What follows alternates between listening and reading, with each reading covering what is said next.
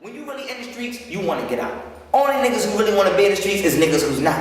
It's nothing fun about going to jail. Nothing fun about running from police. Nothing fun about niggas trying to shoot you every day. It don't mean you scared, but it just being real. That's not fun. You know what I'm saying? The level of stress. Every time a car ride by, like, you know when I knew I was losing my sanity? A car had rolled up my street. And I pulled the pistol out of the car.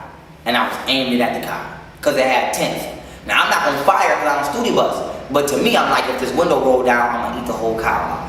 Now, it popped and then rolled the window down and I'm aiming it. Now, the people don't even see me aiming it, but I'm aiming it. You know what I'm saying? So, when the window rolled down, I'm not no studio bus. If I'm going to hit you, I'm going to hit you. I'm going to watch, I want to see. You know what I'm saying? So, when the window rolled down, I seen that it was an old man and an old lady. And in my head, it hit me right there like, I'm going crazy. You know what I'm saying? Like, the streets have turned me into something. You know what I'm saying? Like, I almost just killed the old man and old lady out of being paranoid. You know what I'm saying?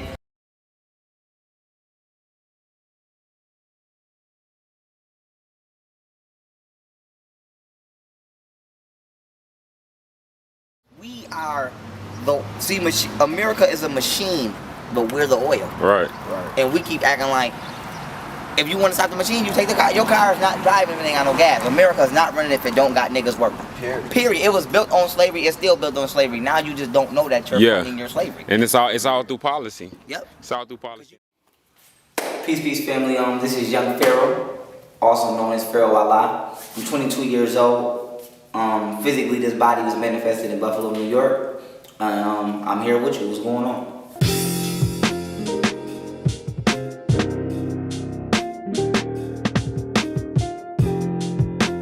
Like most black men in America, I did not live with my parents. They was doing things they shouldn't have been doing. So I got took from my mother from birth. I didn't meet my father till I was like 13.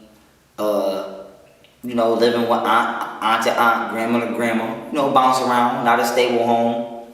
Long story short, we grew up outside. You know what I'm saying? We grew up playing outside. It went from playing in the backyard to playing on the porch to playing up the block to playing all the way in the streets. So we went to move with my grandmother. My grandmother's house was like the dump off house. Like my grandma had like 11 kids. I got like damn near 6 uncles, 6 aunts. They all got at least 2, 3 kids apiece. And they dumps us off at my grandma's house while they go do what they do. So we at my grandma's house 20, 15 deep every weekend, every day. So most of us live there. And we experiencing different personalities or different facets of ourselves. Like, I got my lion-ass cousins, my stealing-ass cousins, you know what I'm saying? My cousins that I like. So it's just different souls.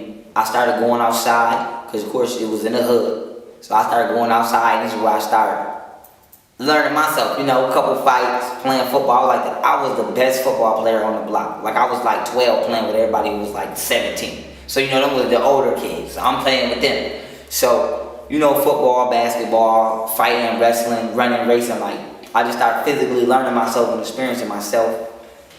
And the knowledge, I guess, the knowledge was something that's just always been a part of me, been inside of me. Like, I always had a smart mouth, getting sent to the office for asking too many questions. You know, teacher be like, who knows the answer to this? My hand the first one up. Like, I guess you could say I always wanted to be smart. You know what I'm saying? Like, I always had girls used to tell me, like, you think you know everything, or you nah. Because it was like, I wanted to be the smart one. Like I said, teacher would be like, what's the answer to number 3? My hand going right up. Who want to read? My hand going right up. So it was like something always was in me that wanted to be the one with the information. Of course, you know, I went through middle school at my aunt's house. Me and my cousin had got into it one day. Just like a lot of people get into it. Long story short, I want to say I was like 13 or 14. Me and my cousin started fighting who was my aunt's son. Long story short, I had to get up out of there. So that was like my introduction to the streets fully, you know what I'm saying? And this was like when I really got on my Anakin Skywalker and went to the dark side.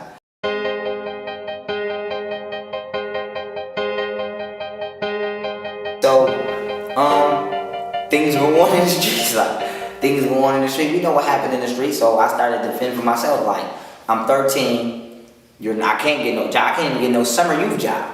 I'm only 13, 14. So, I remember I had another friend. This is where I met my best friend at, who he's locked up right now. Me and him have been cool since 6th grade. So I had knew him. So when this happened, Like he used to like sneak me in his house at night, you know, spend the night, things like that. Mind you, I'm a kid. I was on my bike, like my bike everywhere, all through the city, 14. Boom. So I remember a couple nights like he couldn't sneak me in his house, so I would just be out all night with my man. We call him Dumb Fred, my man Pistol Fred. So me and my man Pistol Fred, we would be outside all night. And I remember it started getting like wintertime, and I was like, me and my man Fred would just be walking around and just chilling, not going nowhere. So we was like, that was the first time in my life where I felt like, give me a voidless, you know what I'm saying? Like just put yourself in that state, like I'm 14, if I'm having a heart attack right now, I don't even got a phone to call 911. Mind you, don't, like no dad, no mom, like nobody even thinking that you exist. So it's like picture just being in a cave, you know what I'm saying, with no human life. Like that's how I felt, even though it was just me and my man Fred, like I felt like nobody give a fuck about my existence at this time. Feel me? Like I can freeze to death. I don't have no damn coat. I got a hoodie on. So it was at that point in time where I said, fuck that. You know what I'm saying? Fuck that. We about to make a way.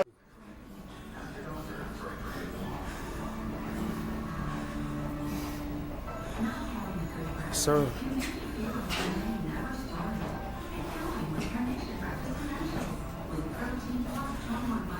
You go straight get it in. Get it in.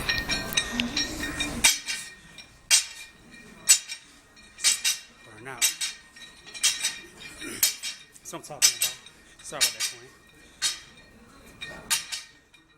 One thing about the streets, people only can give you what they have, you know? So it's like, your uncle might love you and he wants you to do better, but he's a Muslim. So he's gonna offer you the Quran. Same thing if your uncle was a Christian, he's gonna offer you the Bible. If your uncle's a drug dealer, he's gonna offer you a brick of cocaine. So it's like, it's not that our people mean us harm, but it's just somebody can only give you what they got. You know what I'm saying? If I have a 1-bedroom and your 5 family members get kicked out, y'all gonna have to share that council all I can.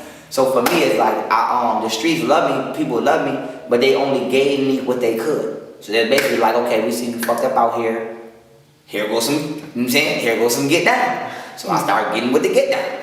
So eventually, I started running. I started doing what everybody else doing in the streets. That was my introduction to the streets.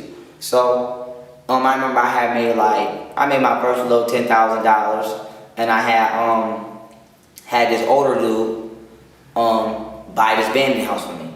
Like he just bought it for me. So boom. We started hustling out it, but I couldn't put no utilities in my name or nothing. And people in the streets already got their name and shit messed up from utilities, so they can't put it in their name. So me and my man, we basically had a fiend, had a crackhead, going there what he do, wired up, and me electricity, gas, and we was hustling out that thing. So for me, this became, I ain't gonna say I was trapped, but I would say I was stuck. Because I'm like, well, if I ever stop hustling, it's back to being homeless again. And as a 14, 15-year-old, that's the last thing you want to be. You know what I'm saying? So for me, I was just doing what I had to do. So mind you, this whole time, I'm still trying to go to school. Because I always knew I knew the importance of education. Even though I wasn't on my white supremacy battling and all of that, I knew, like, I'm going to get my damn diploma.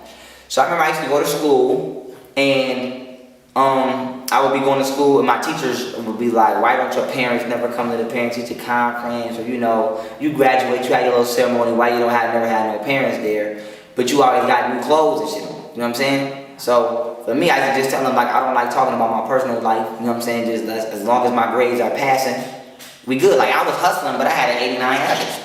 So it was like, you really can't say nothing to me about this big watch. Like this watch right here, I bought this watch selling drugs. I've had this watch since I was 15. So, you know what I'm saying? I'm going to freshman with a crystal Whitnauer on. You know what I mean? And teachers was like, well, where the hell is you getting a crystal Whitnauer, but you don't have no parents coming to pick you up? So, it was like I had to hide my personal life. But long story short, I went from going to school, attendance normal, my attendance started failing because it's like, you know, anybody who's hustling, they know it's like a job. So your shift might be like from 7 to 3. So for me, it's like, well, I gotta go to school from that time. So I got to the point where it's like I can't stop hustling because I literally live off this. I feed myself, I clothe myself, you know what I'm saying?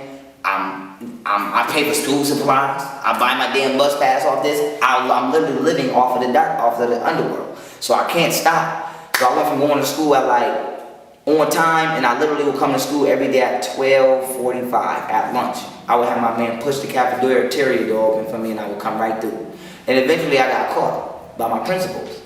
and they would be like, we know you come to school every day at the same time, like what's going on? See, they was just so nosy. I ain't gonna say they really cared because they ain't give a fuck. They was so nosy, they just wanted to know, what the fuck is you doing, young Pharaoh? Why are you coming to school every day at the same damn time? Like, my schedule was so crazy. I was coming to school and I would come through the cafeteria door, eat lunch, go to gym, go to earth science, and I'm gone after that. Like, it was only 3 periods left when I came. So, I would just tell them, like, I don't want to talk about my personal life, you know? If my attendance fails, it fails. So, they was just, I had made a pact with my teachers to where I told my teachers, like, listen, due to what's going on at home, I'm not going to be able to make it to y'all classes, some of y'all classes in the morning. So, can y'all just round my work up for me? And when you round my work up for me, I'll do the work, and can I just bring it at the end of the day and get it graded? So my teachers was like, yeah, that's no problem. So eventually what started happening was I would just take like a big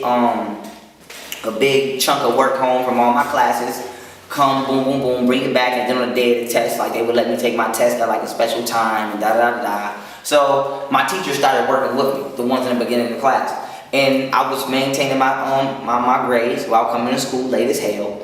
So I was jugging. I was jugging as best I could. Then I had got shot. I think like this. I don't think about niggas like us who just might have time to just waste because we're doing something right. Niggas own buildings, restaurants, lectures. No, I think about people. What if you, right, was a mother? You got 5 kids, 3 different baby fathers, and then you become conscious. But you still gotta go to work. You stuck now. You too fucking late. You done woke up too late. Somebody gotta come rescue you. Because when you save motherfuckers, you gotta forget. Sometimes, nigga, you got to go in the burning building. Everybody don't run out. You got to put your firefighter suit on and go in this motherfucker. Feel me? Yeah. That's what the Coast Guard is for. Everybody, some people get stuck out at sea. Everybody don't make it on a lifeboat. So it's our job as conscious people to be the rescue heroes. So we can't expect everybody to come to us for the knowledge, because some motherfuckers can't. Some motherfuckers is working doubles, and on their little 15-minute break, they watch half a Young Pharaoh video. And then, so we in the house party, and I'm gonna let y'all know what type of person I was. I'm lit. Like, I'm the type of person, I'm hanging out the window, we riding big bottles. I'm lit. If we in the club, I'm not holding up the wall. I'm on the dance floor. I want your number. I got my shirt off. I'm turned like I'm who you call to go party with. Now I ain't gonna start no fights. You know what I mean? But we'll finish them. But I ain't gonna start no. I'm here to party. Where the girls at, get drunk. I'm screaming, all that. We lit. You know what I'm saying? So you can't get in. I'm paying for you to get in. I don't know. We gotta pay me, but we lit. I'm the party. I was the party man. This is who I was. So I'm in the party. I ain't even had no shirt on, matter of fact, while I'm talking. And it's crazy how I got shot, because the people who shot me, we was mobbing with them all to the party. Like, I ain't even from their hood or nothing. I'm in the crowd, you know, we grabbing each other, bouncing. We in the party. My man is drunk, and he walks into the wall. Like, it's like the way you might go to your grandma's. Most of our grandmas got it. They got the little doors with the crystal knives, and they got the little squares in them. And you can open one or have them both open. Only one was open. So my man was drunk, and he walked into the door and hit his head. So when he hit his head, somebody in the party started playing. And they was like, oh, this hood, you know, we had beef. They was yelling out this hood that we had beef with. They kept saying, oh, you gonna let that such and such nigga hit you. You gonna let that such and such nigga hit you. So my man, he's drunk, and he's lit. He like Incredible Hulk with Remy Martin in the system. So everybody got the type of people where you be like, bro, would you just sit your ass down, please? So he was like that type. So they playing too much, amping him up. He swings and hit somebody. Now the person who we hit, we in their hood, this is their party. You know what I'm saying? We in their hood, this is their party. So, fight break out. So long story short, we fight and we catch somebody. Boom, put him in a coma. Long story short, bring the detail, put him in a coma. So when his people get outside, they get to shoot him up the house. Now I got my man arm around my shoulder, and I'm walking him. Because I'm cussing him out at the same time. You know, fight over, so now I can cuss you out about how you was wrong, how you shouldn't have started that, da-da-da. But on the scene, I'm going to hold you down. So I'm cussing him out, and he like, bro, I'm drunk as hell. So he had on a blue Cookie Monster hoodie with a blue Cookie Monster fitted with the eyes in the front. So I had grabbed his Cookie Monster hoodie for him, and I'm trying to get him dressed so we can get up out of there. Because we wasn't even driving. We came to the party with 3 cabs of girls. I'm not going to hold you up. This is how we used to roll. We would call 3 cabs. And it would just be me and him, and we had the other three, and me and him and our cab full of girls, and then the other two full of girls. Half these girls we didn't even gotta know. We was just telling girls, bring your friends, bring your cousins, we gonna pay for all y'all. Like we was pulling up the clubs and getting in underage just cause we was bringing mad girls. Like we was leaving together, cabbing together, so we was just mobbing the city. So, I'm trying to get him dressed before I can even get dressed. So I still ain't got no shirt on, you know what I'm saying? So he's, long story short, I put his hoodie on him. And then what got me shot was, he was like, bro, you left my hat. So to give you the setup, it's like the way I'm sitting, picture this, the DJ table. Behind the DJ's table, the turntable, everybody had put their coats and their clothes and they put, whatever you put so that nobody steal it while the party's going on. So I go behind the table to get his hat. So when I bend down and grab the hat, I'm facing the window now. Because I'm like, everybody's to my back, the DJ table's to my back. So I'm basically facing the window to go outside. So I bend down and pick the hat up. And when I come back up, everybody outside starts shooting up the house. Because remember, we in the wrong neighborhood. We're in somebody else's neighborhood. So we can't just leave till our cab comes. So they get to shooting up the house, whacking up the house. Boom. Rifle bullet come through the house, hit me, bang. So when it hit me, I had jerk. But like, I didn't even know I was hit. Because I'm still kind of drunk. And I'm still, adrenaline, you just got enough fight, you turn up. And I'm cussing him out, so I'm not paying attention. So I got his hat, I'm walking to him, boom, I got hit right here. So I'm walking to him, I put his hat on him, and I put him over my arm, and I'm carrying him. So then he just started getting heavy as hell. So I started feeling the sting, so I'm like, hold on, bro, get off me. So he drunk, he trying to lean on me, so I'm like, hold on, bro, get off me. So he's like, man, come on, man. So I pushed him like, man, I'm hurting. So I'm like, man, you hurt me. So he get up like, man, what's your problem? So he cussing me out, so I'm just ignoring him because we just drunk acting dumb. So I'm ignoring him, and then I'm like, hold on, so I'm just keep rubbing my chest. So I'm like, yo, you see something? And he's so drunk, he looking at my chest like this. His nose almost touching me. So he's like, no, I don't see nothing because the blood ain't start squirting yet. So I'm like, yo, it burned right here. So he's like, what? So I'm like, damn, it burned. So he's like, what you mean? I'm like, bro, I feel like somebody lighting a lighter inside him like it burned, bro. So we all looking. So he's like, I don't see nothing. Then the blood just hit him like, psh, psh, and it started coming out. So I'm so drunk. No lie, I took my finger and tried to go like this. And I'm trying to hold the bullet hole. So I'm calm though, you know what I'm saying? So I'm just like, now it's registered to me that I'm shot now. Now I'm like, I'm shot, but I'm just like, not working. So I go to walk and my whole left side just went paralyzed. And I remember I fell. Boom. So I was laying on my left side. So my man, he like, no, you going crazy. Everybody running the house. So all the girls who came, they going crazy. Oh my God. So I remember, no lie, I had put my finger over my mouth. Everybody got quiet because I remember trying to talk. My lungs was filling up with blood. Like I got a collapsed lung. So it's blood coming out of my mouth. So I had put my finger over my mouth. And then everybody got quiet. And I remember I was like, I wasn't scared or nothing. I was just like, I love y'all, man. I'm about to die. Like, man, don't cry. I'm gone. So this one girl was like, he is crazy. So I'm like, man, I love y'all, man, I'm gone. And then, after I said that, see, when I said that at the time, life was so hard for me, I didn't care about being gone. You know what I'm saying? Because I'm like, well, who give a fuck anyway? You know what I'm saying? Nobody care anyway. So I was like, I'm gone. Like, I'm going to a better place. And then after I said it, I was like, hell no, I ain't ready to go. So I'm looking, so after that, I'm like, nah. So I'm looking like, I'm telling my man, like, I'm doing like this, like, man, pick me up and put me in the car. So my one man, he come and grab me. I'm little now, so I wasn't big when I was 17. They come scoop me up, put me in the car. So my other man, he come jump in the car. Now he's crying like a little girl. He's crying. He's like, oh, bro, you So he keep taking swigs and then talking, and then take a swig and then complain. So I'm in the car, so I'm going like this with my right hand because my left hand paralyzed. So I'm trying to focus him out and just stay calm, you know. So I keep going like this with my fingers. So the police put a car over. They chasing us. The police are basically chasing the car like we the shooters or something because we zooming. Because my man was just so happened to be there with the car. And he came, I don't know if it was people, who else it was, but he came through me in his car, boom. So he zoomed me to the hospital. So the police chasing us. We in a high speed for like 8 minutes, at least 10 minutes. So they finally cut us off, pull us, come to the car with guns. So my man rolled the window down like, yo, my man in the back shot. So the police look back there, they see me bleeding everywhere, so they like, oh, go. So they let us go, so we go again. Then we get chased by some more police. Boom, they pull us. So now they pull us. Mind you, I've been going like this for like 20 minutes. I'm holding my breath, yo. And I don't smoke weed or nothing, so I got amazing lungs. Like I'm just going like this. So the one cop, she pull us over, and she know us, you know what I'm saying? You know you in the streets, your district, they know you. So they were like, get the body bag for that asshole. Get the body bag for that asshole. Like, she was trying to make me die. She was trying to slow the car down so I don't make it to the hospital in time. So my man like, F you, B. So he pulled off, boom, so we on our way to the hospital. So I remember like doing this with my hands and like it just started going slower and slower. It was like I was losing control. Like when you go like this, you already don't feel it now. It's like you're just doing it, you know what I'm saying? But I remember like feeling like I was slowly becoming like paralyzed. And the analogy I can give you that like would give you the understanding is like this picture, like you know when you cut your computer all wrong and you just hold the button and it just abruptly go off. That's how it felt. It felt like my brain was going off and it felt like my vision was just going like this until it got dark. It was like all the light, like my body was no longer taking in phenomena. And my hand was just going like.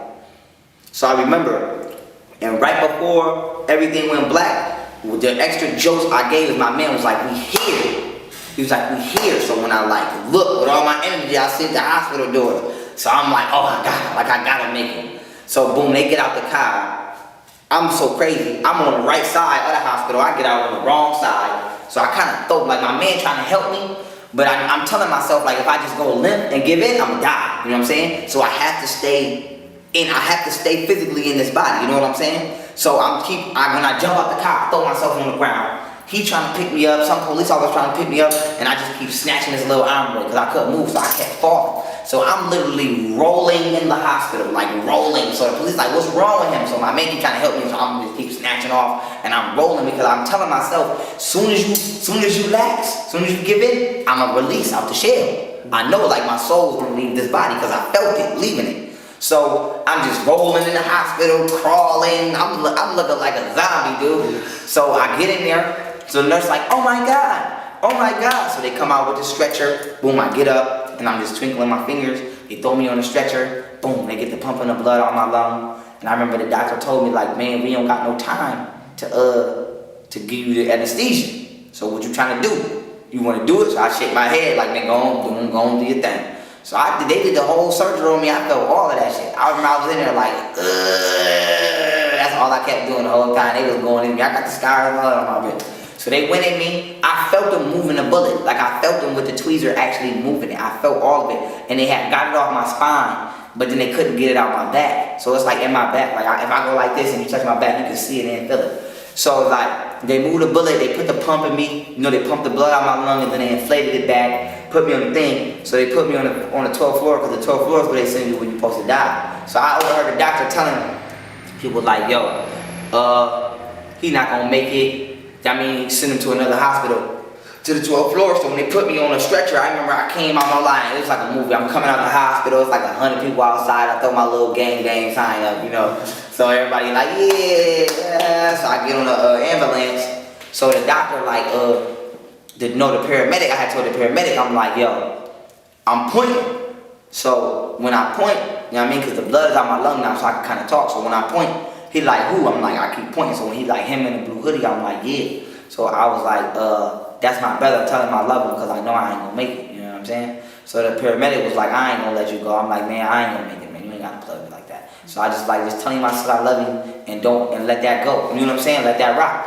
And the doctor don't know what I mean, but if he would have told my man that, my man would have knew because I was trying to tell my man like, don't hate them niggas for shooting me because you started it with your drunk, stupid ass. So you killed me, you know what I'm saying? So I'll tell him like, let that rock. Don't hold that in your soul, you know what I'm saying? So boom, I get to the hospital, and they take me to the 12th floor, and I remember just telling myself like, just don't go to sleep. You know what I'm saying? Just don't go to sleep. So I was just looking at the lights all night. I was up all night just looking at the lights. People was coming in praying over me. You know how that go. I'm just looking at it. I'm like, nah, I ain't trying to hear that shit. I'm looking at this light. I ain't trying to hear that Jesus, none of that. So I'm laying on the bed. Boom. The doctor came in. And he was like type shocked, like, oh, this nigga still here? You know what I'm saying? Like, oh, and I'm looking at him like, oh yeah, I'm still kicking, baby. I ain't going to sleep. So, boom. The doctor was telling me like, man, you know you saved your own life. He was like, yeah, he was like, you stayed calm through the whole situation.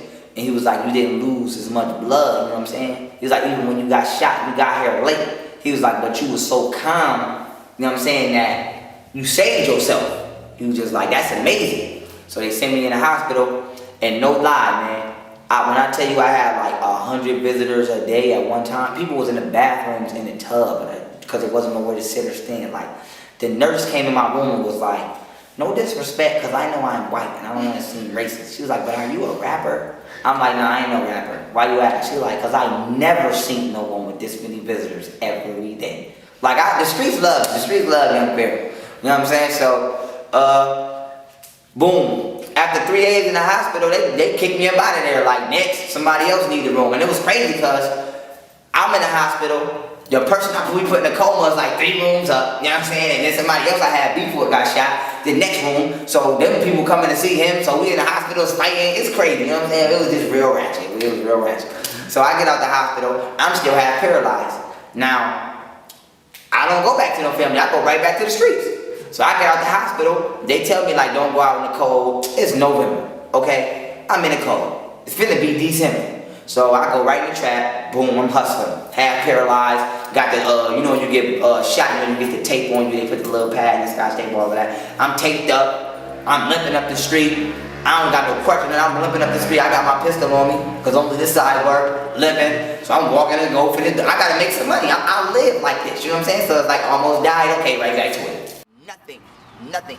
If you look at, because I study exportation upon the seas. Yeah. This is why the Caucasian, he has the biggest what? Navy. Because a Nibiru is flooding the planet and he's going to try to float. And this is why he's creating GMOs, because you can't grow food on a boat. So if this nigga have 100,000 oranges on the boat, he's good. Right. They're GMO. Because nothing grows in Europe. So if all black people would just say, we ain't got to go nowhere. If I live in the projects, you ain't coming over here. Right. Fuck it. Where you going to get food? We live where it's hot. Y'all live in Georgia. We live where it's hot. It's too many of us. We're going to consume everything. Right. See, one thing about living in the suburbs, white people kind of kill themselves when they live segregated against us, because it's trees and shit over there. When you get the mansions in Hollywood, ain't no land. Y'all destroyed it and turned it into industrial. If you live in New York, people be like, oh, I want to go to New York because it's buildings. Good luck growing some food on the fucking sidewalk. Yeah. So it's like, good luck. So it's like they already smoked. I had went and we was hustling, and then the house we was in, I remember I told you, we had the fiends fix it, and they had told us like, man, don't plug nothing up upstairs because the wires overlapped. You know what I'm saying? So what we do, we plug some shit up upstairs. Mind you, we had a bag of 50 cal bullets. You know what I'm saying? Because we had a 50 cal. You know how big the 50 cal bullets is. We had a garbage bag full of them. It was like 150 bullets in there, and we had a kerosene heater. Now, when I had first came in, feel me? The ancestors told me like, take the kerosene heater out, because we was using the kerosene heater to heat the house. So my man was like, why you moving the kerosene heater? And I was like, bro, I don't know, something just telling me to get it out the house. So, since I had got shot, my man started listening to me when I tell him shit now. You know what I'm saying? Because he feeling bad, so he ain't really trying to argue. So I moved the kerosene heater out the house, basically unquestioned. So the kerosene heater was on the porch. Now it's crazy because the downstairs caught on fire, I'm upstairs. To give you the understanding, it was like 30 people in the house. We was up watching movies, all of that. You know what I'm saying? And everybody started leaving. Because you know, when you get shot, everybody just want to be around you now, be on your woods, and they go right back to not existing. You know how that go. So I went to sleep. It was like 30 motherfuckers in the house. But when I woke up, it was just us 5 now. Now I'm going to give you the situation. The wires had caught on fire downstairs. So the house was actually burning from the bottom and the back up. We was upstairs, but in the front room. So the entire house, every room in the house was on fire except for the room I was in. Now, it's crazy I took the kerosene heater out because the shit would have blew up. Now, the whole house would have blew up. So, I'm on a couch. And to give you the visual, you know, we trapping. We got black garbage bags on the doors. We got covers nailed up on the doors. So, the whole room is smoking. So, I actually almost killed my damn self because I can't see nothing. So, I woke up to, because I'm a higher sleeper. Like, even right now, if you wake me up, I'm like, come on, bro. You got to really be like, bro, get your ass out. So, my man was waking me up. But what woke me up was the 50 cal bullets started going off because the fire had lit them. And it's like 150, so all you heard was doom, doom, doom, doom, doom, doom, doom. So I'm like, oh, so I get up. So my man shaking me. So I'm like, damn, you been trying to wake me up. So I'm waking up like, what the fuck is this? It's like waking up in Call of Duty. So, boom. I remember, to get y'all the scene, it was like double doors right here that you can like open them and go to the back room. And then like directly in front of me was like the door. We had a cover on it, you know, you just slide it, open it, you go down the stairs. And then you had the front, you had the windows, like we never had like a top balcony porch, but we had windows and we had like a little closet with a little window in there to get you. And then I'm against the back wall over here on the couch. Everybody, it was like 4 of us sleeping on this couch, you know what I'm saying? So they got up. So it's me, my right hand man, my other man, and this other little dude that was with us, like little Sammy, he was like 15. know what I'm saying? But we was only like 2 years older than Sammy, but we was his older niggas. You know what I'm saying? We was trying to, that was our little man, you know what I'm saying? We making sure he alright. So, you know what I mean? We was his older mans. So, boom. I get up off the couch, and I got a little bit of, I got a little limp with me now. You feel what I'm saying? I got a little limp. So, I'm like, I got my left arm, and I'm using it to like, feel the wall, you know what I'm saying? I can't go like this, but I can only go like that with it. So I'm using it to feel the wall. So boom, I go to the door, I go to the front door, and I remember pulling the curtain back. It was like a dragon breathed in my face, dude. I pulled the curtain back, and the fire just was like, woo, and it just blew me back. And I remember falling back, I hit my head, so the curtain kind of flailing out, the fire coming into the room. So I'm like, oh shit, so I rolled over, pushed myself up. So boom, when the fire came into the room, it showed me like how much smoke was in the room. Like, you know, fire being light. It was so dark in the room because we had black garbage bags on every window. I couldn't see shit. So what happened was, all I heard was the window break like, so what happened was my man, this fat nigga we was with, my fat man, he grabbed my little man Sammy and threw Sammy out the window. Used him as a way to break the window. So when I heard the I seen all the smoke just go with it, you know what I'm saying? So, mind you, like, you know how some houses, it's not a porch, but it's like a top roof that's slant. So they send me out the window, his fat ass, he go out the window. So my man Rich, my right-hand man, he goes to the closet, because we had everything nailed in the closet, you know what I'm saying? Like the top, we had the top 2 and the bottom 2 nailed, so you wasn't going in there, you know what I'm saying? So, he snatched that down. So this is what saved me. He snatched that down, and he found a little small ass window, and he went out that window. But he kept his head in the joint, and he kept yelling my name. So by him yelling my name, mind you, bro, I'm standing. You know they say crawl when it's smoke. I'm standing up, smoke inhalation. I'm doing this shit all wrong. So he yelling my name, so I'm yelling at him like, yo, keep yelling, I can hear you. So I'm just like, I'm like, keep yelling so I can follow your voice. So he keep yelling, so I'm following that nigga voice. So he stops, I'm like, nigga, keep yelling, I'm getting closer. So he keep yelling, I follow that man's voice all the way around the wall of the room, boom. So as I'm walking, it's like the fire following me because it's coming in the room now. So I get to the closet, and I see the nigga arm going like this, in the window with his head yelling. He damn near crying, because he's like, oh, my man about to burn to death. So I grab that nigga arm like, hey, I'm right here. Yo, he yanked me through the window like, he didn't give me a chance to get ready, nothing. He grabbed me. I hit my head on the joint. He yanks me out the window, so we all on the top porch now. They crouching. I'm laid down because I'm still half messed up. Mind you, I had just got shot like 10 days ago. So this is 10 days after me getting shot. I'm not nowhere near getting healed. So my man was on a I'm not making this up. My man and the little dude was on the top portion is my man. So we telling little Sammy to jump, because little Sammy's scared. You know what I'm saying? Like me, I flip off shit. I'm not scared, but I'm shocked I can barely stand up. So they like, Sammy jump. Sammy jump.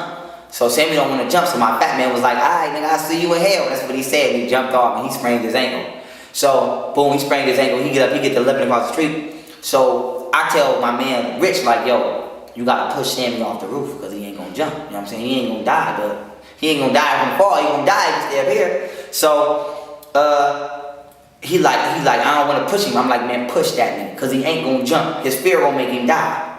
So he started talking to Sammy like, listen man, we gonna jump on 3. He just pushed him off the roof. So Sammy fell on the grass. He got up, got to running. He's good. So now my man Rich like, yo, I'm about to jump, but I don't want to leave you up here. So I'm gonna catch you when I jump. So no. I'm like, no. He's like, I don't want to leave you up here. So I'm like, cause he's like, I know you can't really jump. So I'm like, well, nigga, jump first and catch me then. You know what I'm saying? So mind you, the fire's coming out the window now. The porch. I'm talking about the whole. This shit look like the Human Torch has been flying around this house. The whole house is on fire, bro. My man jumps off the porch. So now he at the bottom. Everybody on the block know me. So now it's like 3 niggas at the bottom with their arms up like this, like jump. So I'm looking down. So I'm like, hell no, I ain't jumping. I'm like, man, y'all better catch me. You know what I'm saying? I'm like, I can't jump. I'm like, I'm gonna roll. So they're like, we can't see you because the smoke. You know what I'm saying? Because there's so much, it's like a voice just coming out the clouds. They can't even see, I'm surrounded by smoke. So they're like, where you jumping from? I'm like, man, I'm in the middle. I see y'all. So when I see my man, I told my man, don't move. I'm finna roll right into your arms. So I'm laying on the roof like this, and I'm just getting ready to just roll off this motherfucker. So my man, they all down there like this. So I'm like, you ready? So I'm like, yeah. So I roll. This motherfucker did not catch me. hit the ground, boom. And I remember it was a loud thud, and I fell on this side where I got shot. And I remember all my wind, it was like getting punched in the chest. All my wind left out. But I didn't get a chance to catch it because I just felt my feet getting dragged across the street. And everybody was just dragging me away from the burning house. And then that joint burned down. So after that, I'm like, damn, the money spot burned down. So we took the hustle to outside. We started playing outside, you know what I mean, and playing the block and doing what we do. We started robbing, you know what I'm saying, and doing what we do. And I mean, I healed from that. Eventually we got another little spot, and like through the midst of it all, like I told you, I was going to jail. Like right after that, like 3 days later, I was in my GED class. Like ain't shit happened. You know what I'm saying? So it was like, no matter what I was going through, I always was like, I'm not gonna stop. You know what I'm saying? Doing good, like for myself. Like it was like I got shot, I'm still going to school. In the fire, going to GED class. You know what I'm saying? So it was like, I never allowed the streets to fully take me away from society. Even though we know society is full of shit, I forced myself to stay in it. You know what I'm saying? So like I would be hustling. Like I would, like anybody would tell you this. Like they would always be like, yo, Pharaoh weird. Like I was the weird dude. Like I would be hustling and be reading a book. You know what I'm saying? Like I would have my pistol, my bundle in the cut, and I would be reading the book. And the car would pull up and I would bookmark and come right back and be reading the book. So I've been about the intelligence, I just was trapped in a circumstance where I couldn't express it. You know what I'm saying? So boom, 18 come. Sweet 18 come. So I'm like, fuck it, I'm old enough to work now. So I actually had left the streets and I had got 2 jobs and I was supposed to start college on September 3rd. So I was working my little 2 jobs for like 3 months. I was working at Olive Garden and Family Dollar, chilling. So everybody like, oh, I'm glad to see you doing good now. Cause usually when you see me, I got a pistol aimed at you. So now they're like, oh my goodness, like, we didn't think that you could just be righteous and be good. So I'm like, man, I'm done with that shit. Like, that's like, cause when you really in the streets, you want to get out. Only niggas who really want to be in the streets is niggas who's not. It's nothing fun about going to jail. Nothing fun about running from police. Nothing fun about niggas trying to shoot you every day. It don't mean you scared, but it just being real. That's not fun. You know what I'm saying? The level of stress. Every time a car ride by, like, you know when I knew I was losing my sanity? A car had rolled up my street. And I pulled the pistol out of the car. And I was aiming it at the car. Because it had tents. Now, I'm not on fire because I'm on studio bus. But to me, I'm like, if this window rolled down, I'm going to eat the whole car out. Now, it popped. And then rolled the window down. And I'm aiming it. Now, the people don't even see me aiming it, but I'm aiming it. You know what I'm saying? So, when the window rolled down, I'm not no studio bus. If I'm going to hit you, I'm going to hit you. I'm going to watch, I want to see. You know what I'm saying? So, when the window rolled down, I seen that it was an old man and an old lady. And in my head, it hit me right there like, I'm going crazy. You know what I'm saying? Like, the streets have turned me into something. You know what I'm saying? Like, I almost just killed the old man and old lady out of being paranoid. You know what I'm saying? So, it was right then and there. I was like, I got to leave this shit alone. You know what I'm saying? Because it's like, you could be a schoolboy and you got a hoodie on, but I'm going to back out on you and ask you where you from. You know what I'm saying? Because it's somebody who really going to come through here with a hoodie on blazing. So, it's like, it brought the warrior out of me, but then it started like, it's like people who go to Afghanistan and come back and be fucked up. You know what I'm saying? It was like fucking my head up. So I'm like, I gotta leave this alone. So as soon as I turned 18, I jumped out. Boom. So I'm working my 2 jobs, and then I get arrested for this case. Here come the young G. I ain't did this since the yard now. You got it. You got it. Bang. You got it. Ready? I'm gonna get him up. There you go. Set. Yeah. Push. There you go. Boom. There you go. Yeah. Boom. Yep. You got it. You got it. You got it. You got it. Good job. Come on. Push hard. Push hard. Push hard. There you go. That's what I'm talking about. Good one, young Pharaoh. Good one, young Pharaoh. That's what I'm talking about. Yeah. Long time coming. Put me on tape. I was just like, all the intelligence I already had, I just amplified it in jail. You know, of course I learned new things in jail. You know what I'm saying? I'm not gonna say like, oh, I already went to jail, amazing. No, I learned more important things in jail though. Like how to become my own best friend, how to survive with nothing, how to become unegotistical, how to let shit go. You know what I'm saying? Virtues. Because a lot of our young men, they're not bad people, they just don't have no discipline. Like a lot of young 17-year-olds don't know that, nigga, it's okay if a nigga step on your shoe. Like that's okay, like you don't have to fight over that. So I learned things in jail like that, like, okay, this police racist as hell, so even though he gonna get fly out the mouth, I learned how to ignore shit. Or this man right here, he's been in jail for 20 years, he's crazy. You know what I'm saying? So if he get to talking crazy, he not talking to nobody in general, he's just talking, so ignore that. So I actually started learning how to deal with people's personalities when you can't control them. And then from that, I learned how to heal people. So it'd be like, I'm in the yard, and nobody talked to Joe because Joe done stabbed 12 motherfuckers and he been in jail for 30 years, but me and Joe was damn near best friends. So it's like, not because I'm Wood Riot Joe, but I can interact with Joe, feel me? So we find something in common, whether it's the killer instinct, whether it's just being a man, or whether it's just understanding what it feels like to have nobody mentally agree with the person you are. So it's like, I know what it's like to be the underdog, so I can go to anywhere and get along with the underdog and successfully rock with you, because I know what it's like to have the whole world say fuck you. I know what it's like to have the whole jail say that nigga be wild and he be just turned up for no reason, because I've been that dude before, you know what I'm saying? So in jail I learned how to deal with personalities, but I mostly learned how to discipline myself. And then I started meditating. Like, I've been meditating, but in jail I was meditating real hard. And this is when I started like really getting in touch with the ancestors. Like, I've been like, since I've been a kid, like I've been having like nosebleeds, I've been having like dreams of being on ships. But like when I was in jail, like a lot of shit like through me meditating, like one time I was meditating, right?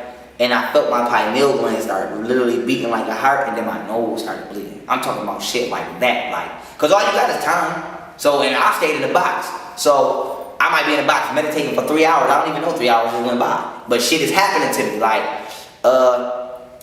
whatchamacallit, like I started just like outside my window one time I seen a UFO. I seen it 3 times in a row, you know what I'm saying? But it was like always coming to my window, like I was in one cell, I was in cell, I want to say I was in cell 39 on the junior car golf unit. And the UFO had came to my window. Then I got moved to the other side of the jail, and that same UFO was at my window. And it wasn't no motherfucking star, you know what I'm saying? I noticed it was a damn UFO, feel me? And I showed my man, and my man was like, oh shit. I mean, we never seen it again. But just to make sure I wasn't crazy, because I'm looking at the shit out my window, and I'm like, I can't even tell nobody. I'm like, I'm scared to run out the cell to get somebody and then come back because it'll be gone. So while I'm looking, I'm calling my man. And I'm like, yo, such and such, such and such, such. And when he came, I'm like, look. And that nigga was like, oh shit. Like, what the fuck is that? And then it was crazy because I was telling the whole jail, like, yo, it be UFOs outside my window. Nobody believed me. And then when I showed my man, he believed me. Feel me?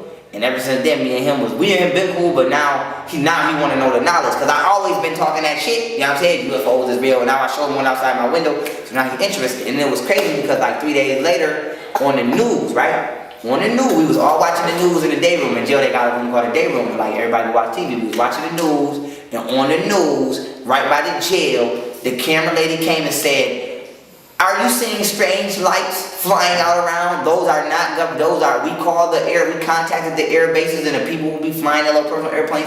It's not them. If you have any information, call this number. So everybody just looked at me like, and I'm like, I told you motherfuckers, I'm not making this shit up. But I felt like it was for me, you know what I'm trying to say? I felt like the contact wasn't to say like, oh, we just flying. I felt it was like the ancestors saying like, nigga, you right, now stay with it. Because a lot of shit should have happened to me that just never happened. Like I always felt like somebody was watching over me. You know what I'm saying? And to this day, it still be lights. Like my girl will tell you. Like my girl will tell you one time somebody was knocking at our door at 4 in the morning, and we went to the door and nobody was there. Like shit happens to me that I'm not just making up. Like people are experiencing this with me, so nobody can say, oh, you're crazy. Like it be lights outside my fucking house. You know what I'm saying? Like I will come out, cause I live like.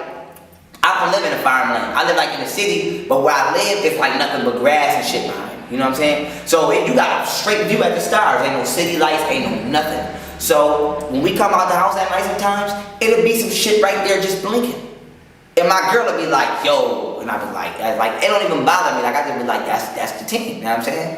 That let me know I'm doing right. So I feel like ever since that's been happening to me, that lets me know I'm doing something I should be doing. And I feel like if I ever stop having dreams or interactions with contact, then I'm doing something wrong. You know what I'm saying? Because the ancestors turn their back on people who turn their back on them. That's why you got a lot of teachers who come with the information and then they just fall. You know what I'm saying? Like no disrespect to niggas like Bobby Hemmett, but look at Bobby Hemmett. Bobby Hemmett had the information. He was giving it the truth. I'm quoting. Nobody say pseudo. He was giving you that information and then he just had a stroke. But why he had a stroke as soon as he ate meat? Because you knew out of anybody else you wasn't supposed to eat that meat. You know what I'm saying? So that's when the ancestors said, okay. You know what I'm saying? It's a difference between we go to the bar and motherfuckers is smoking crack. Young Pharaoh know he need not be smoking no crack. So if I smoke some crack, it's gonna be worse. My repercussion gonna be worse than a nigga been smoking it for 40 years. You know what I'm saying? This is my first time and my head blow up. So it's like, your ancestors turn their back on who turn their back on them. You know what I'm saying? But getting back to the story, yeah, I mean, boom. They tried to give me 7 years. I went to trial. I blew trial. I put a 330-30 motion and got my trial overturned. Then my lawyer walked me. I did a pro se motion, had my judge in the headlock, you feel me? Because just to let you know, they charged me with criminal possession of a weapon in the second degree. They charged me with a fully loaded firearm with intent to do bodily harm. Yet, all they had in the evidence bag was loose bullets, a gun with no clip in it. So you found a disassembled weapon, which I should have did a maximum of 90 days. You gave me 3.5 years for that. So they railroaded the fuck out of me and tried to give me 7, but I fought them so hard on my own that I got the minimum, which was 3.5. You know what I'm saying? So I was in jail for so long. When I finally got sentenced, I only had 10 months left. So that's how long I was just sitting in jail. And my lawyer walked me because I gave him the motion, and I got him to this day recorded, May 15, 2014. Got him on record, saying, yes, I put your motion in. When we got to court, the judge denied my motion because he said your lawyer never submitted it, so by default, you never argued this, so you lose. Feel me? So that's, I've been fucked over by these crackers. So ain't nobody gonna tell me nothing about the justice system. They don't play fair. Feel me? Even the lawyers is working against you. You know what I'm saying? They all Masons. I see my lawyer throwing the little Mason signs to the judge. I seen it, you know what I'm saying? When they push the glasses up or he put his hand in his pocket, that means sell him out. You know what I mean? If the lawyer go like, if the judge go like this and rub himself, that means sell him out. If the lawyer twinkle his nose, that means no. Feel me? So I know I was watching him do this shit my whole case. So I know they was trying to feed me to the wolves, and it was to the point to where like, one time I was going to court, I got pulled out of the bullpen by a white dude. Like, mind you, this was some unnormal shit, you know what I'm saying? Like, I've been going to court 100 times. I've been in jail for 2 years, you know how many fucking times I went to court? So, they pulled me out, and the white dude was like, hey, what's going on? And he shook my hand, he tried to grab my knuckle, like a mason, you know what I mean? I felt it.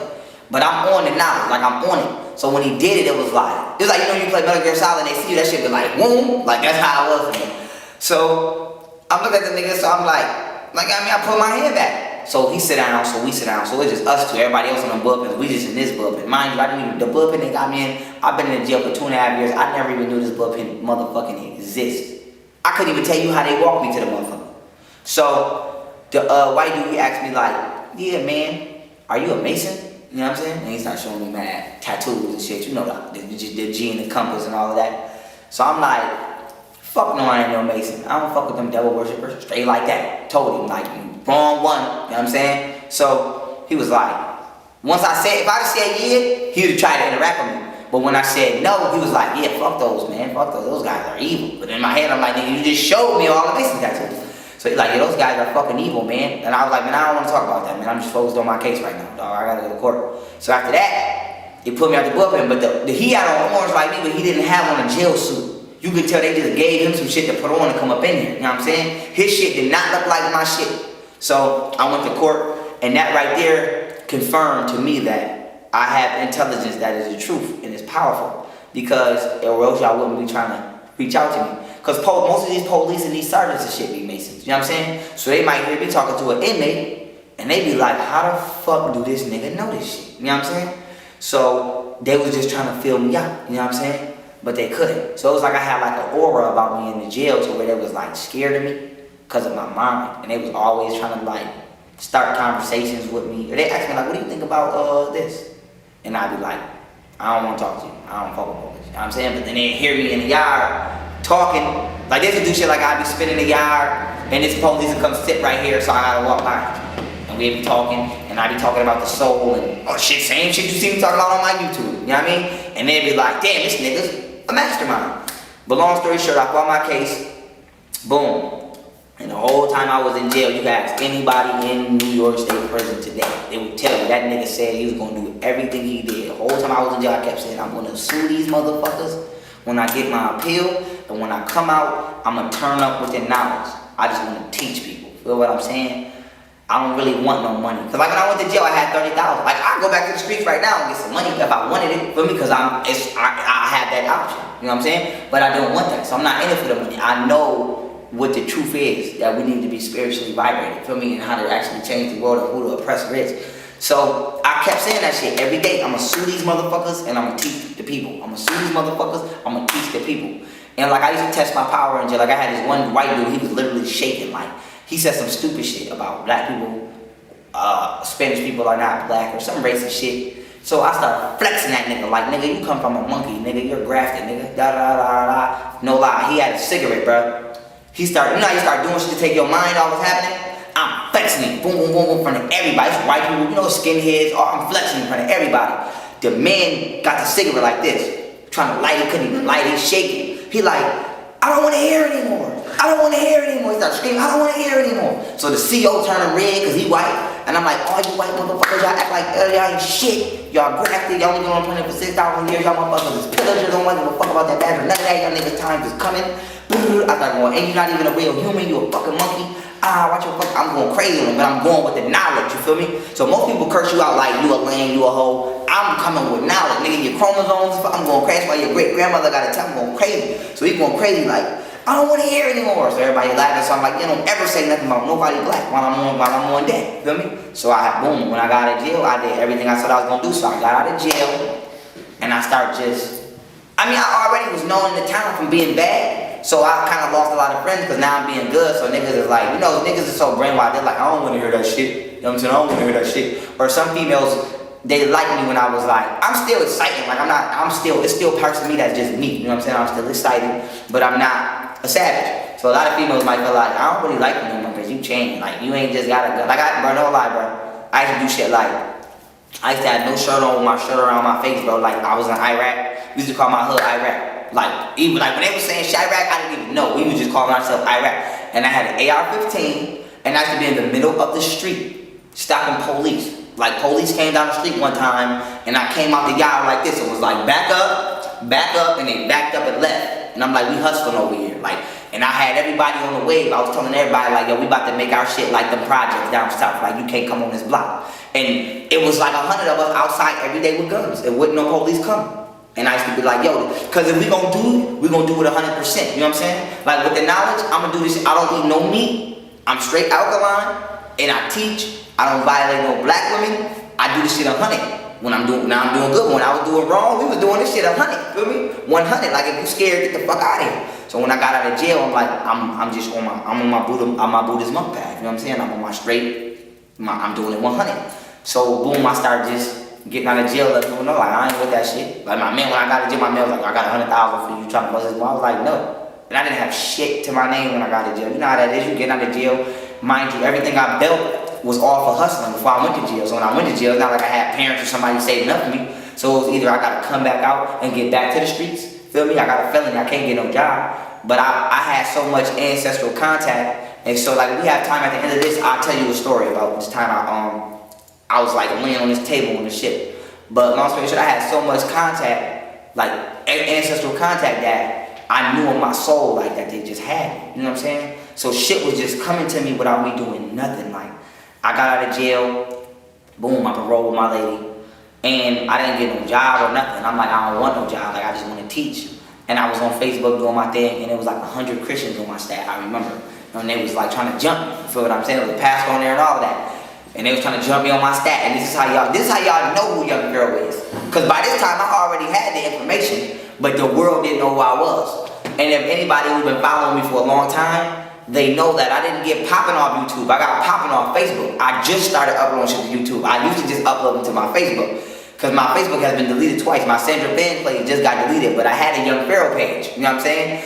And boom, I was on my Young Pharaoh page, and they was trying to jump me on the stat.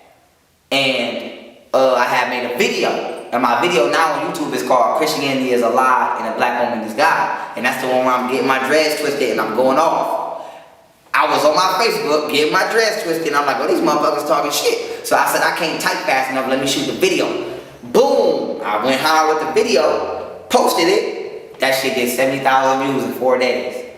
So my girl was like, like post another one. So I'm like, I'm about to post another one. Fuck it. So we both like, we about to post it. So I posted one called White Black Relationships Fail. Boom, 70,000 views, 4 days. So I said, you know what? Let me let a day go by and see if this shit just coincidence. So then I did the spirit diet joint where I'm in the car and I'm talking on my phone. Boom, 30,000 views, 1 day.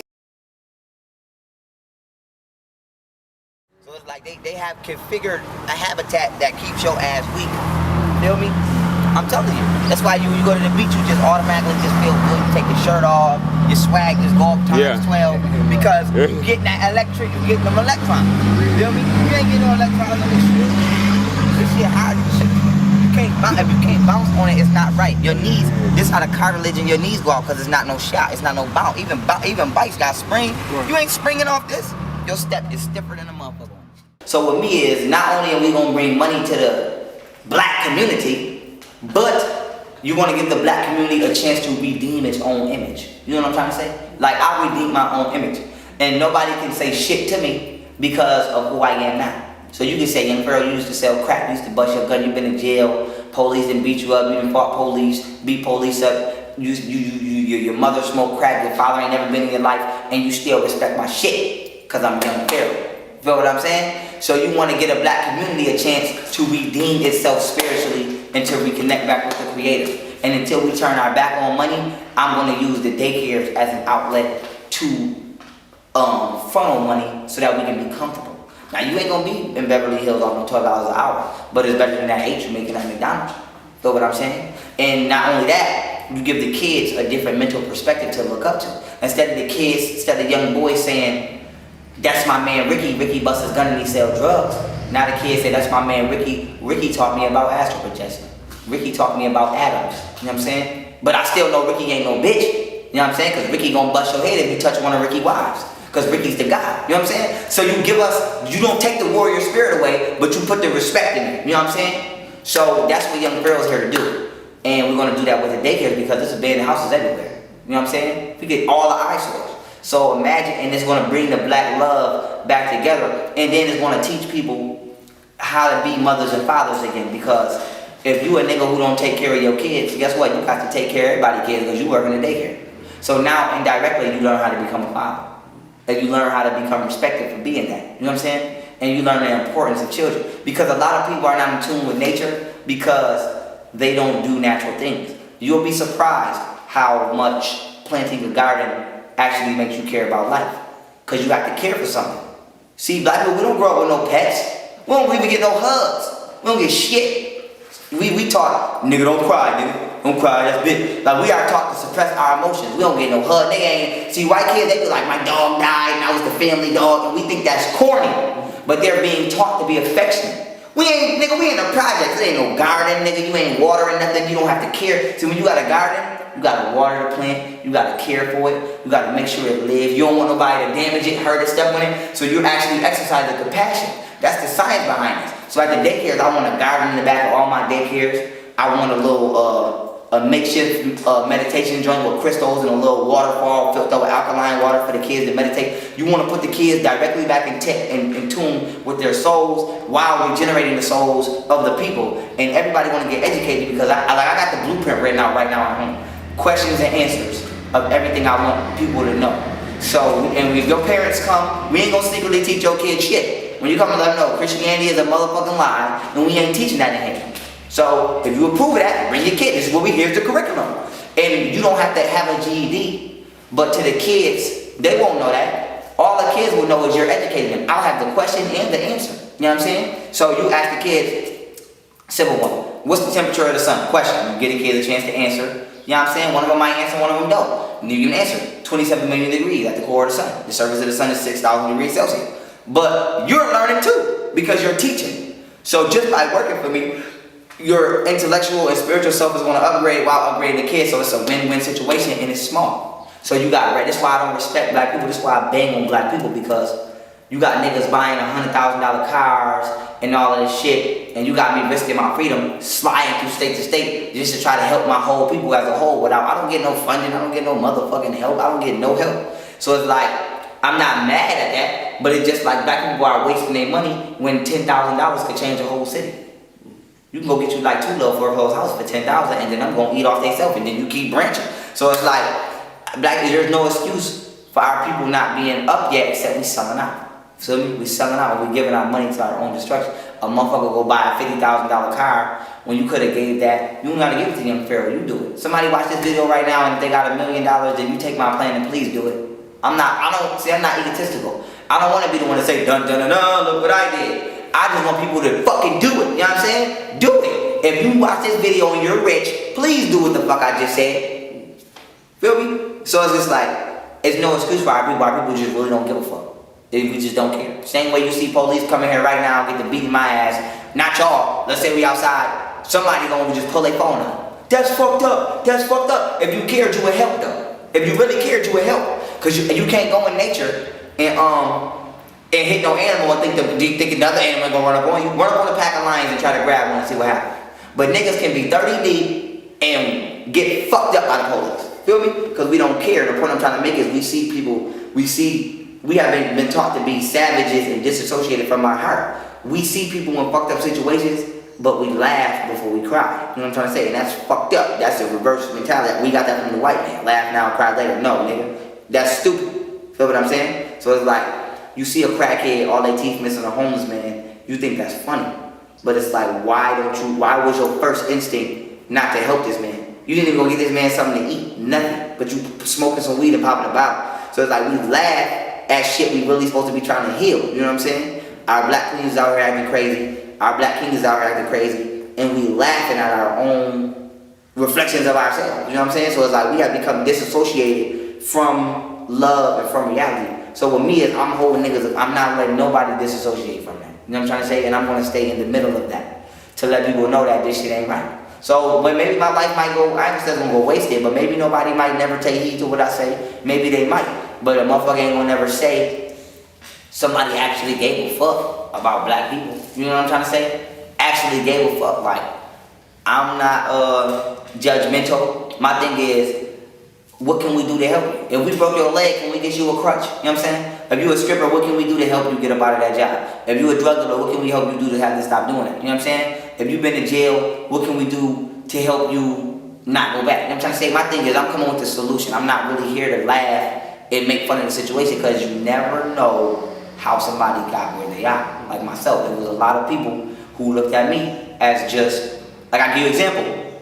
When I was like 15, 14, everybody just looked at me like, this little badass boy, I don't want him in front of my house, because they didn't know me, they judged the fuck out of me. But then as word started traveling, and people start saying, oh, he kicked out, he don't have nowhere to go. Them same people, now they want to bring me food, now they want to let me sit on their porch, but now I'm my ego in it, so now I'm like, fuck you. You know what I'm saying? But the point I'm trying to make is, when you thought you knew me, you judged me. But when you found out that I have no choice but to be doing what I'm doing, now you feel compassion. So my thing is, black people, we have to understand that we ain't just doing shit because we want to fucking do it. We are being, a situation is being manifested by the government to where we're doing things that we have no choice. You know what I'm trying to say? So my thing is to come put a wedge in that. So the knowledge is one aspect of what I bring, but then the prosperity is another aspect. So until my voice get wide enough for me to tell everybody to turn their back on the system, I'm gonna keep pumping it with the daycares. And from the daycares, you know, other things gonna grow. Like depending on how much money we make off that. And I say we because I don't say I say we because I'm talking about black people. Like, it's like when you in a hub, if you hit a lick, your man hit that lick. Even if you wasn't there, you might rob somebody and get 50,000. You come back home, bro, 25. So that's my mentality with the black race. We, you know what I'm saying? We. So depending on where these daycares take us, until I get more attention and everybody can turn their back and everybody gets the will and the understanding to do it, we need to get us some farms and get us some boats and get us islands so that we can have our own importation, exportation business, so now that we can travel overseas and get the fucking with Africa. That's the next step. But until then, I'm gonna take it step by step. But that's where young Pharaoh headed. You know what I'm saying? The prosperity of black people, one way there, one way in, one way out. I ain't playing with it. I'm not here to be corny. I keep it all the way official, not artificial. So, I mean, that's what it is with young Pharaoh, straight. I'm here to tell the truth, nothing but the truth, and I don't need no help from God. So, shit, this is who young Pharaoh is. My thing is, teach the people, yo. If you gonna teach the people. Now, get paid for what you do. Feel what I'm saying? Get paid for what you do. We ain't taking that away. But teach. When you teach and you do this shit for free, dog. Buddhist monks do not charge niggas for fucking spiritual enlightenment. Neither should you. Egyptians did not charge niggas for intelligence. But should you be charged for your personal manifestations? Fuck yes, you should, and I would never deny it. If you come up with some shit nobody else has ever came up with, run with it. Feel me? Like SOS. That's my shit. I made that brand. I manifested that. You're gonna pay $20 for that shirt. Cause that's my energy. But nigga, a cure to a disease, that's everybody's. You know what I'm saying? Nature don't trees. You get the herb from the tree. The tree didn't say, nigga, give me $20, nigga. I ain't giving you this herb. How the fuck you gonna take something for free from the tree and then charge me? When I could have went to the tree and got it for free too. My Facebook has been deleted again. So I have a new Facebook page which I just created like 2 weeks ago from today. What's today's date? The 13th. The 13th, yeah. So as of right now, you can go on Facebook and type in facebook.com/Pharaoh Allah, PHARAOHALLAH. Or you can just go on the search bar and type in Young Pharaoh. You're going to see me. My profile picture is gold and black. It's going to say we coming back, Young Pharaoh Allah. You can hit me on Twitter, Pharaoh_Allah, Instagram, Pharaoh_Allah, Snapchat, Pharaoh_Allah. You want to book me for a lecture, holla at me for a lecture, anything, you can hit me at Young Pharaoh, YOUNG, PHARAOH 93, the number 9 and the number 3, booking, BOOKING @gmail.com. That's Young Pharaoh 93 booking @gmail.com. That's all my contact information. I do write back. I'm not one of them people you write when you'll be sitting in my inbox for 1,000 years. So get at me. I'm for the people.